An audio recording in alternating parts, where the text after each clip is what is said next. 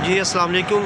हम ये expansion joint है, इसको खोलना है। खोलने के बाद हम वेनबो का हम बिचुमन सीलेंट भर रहे हैं इसके अंदर।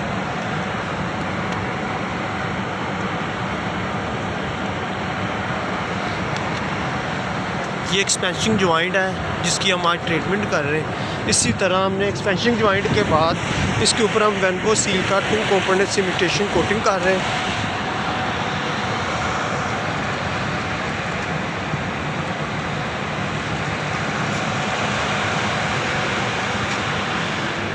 इसके बाद सारी छत की हमने क्लीनिंग करनी है। क्लीनिंग करने के बाद सारी छत को वाटरप्रूफ कर देना। ये हमारी वेनबो सील की 2 कंपोनेंट सीमेंटेशन कोटिंग है जिसकी हमने वाटरप्रूफिंग करनी है। ये तकरीबन कोई 50,000 स्क्वायर फुट एरिया है।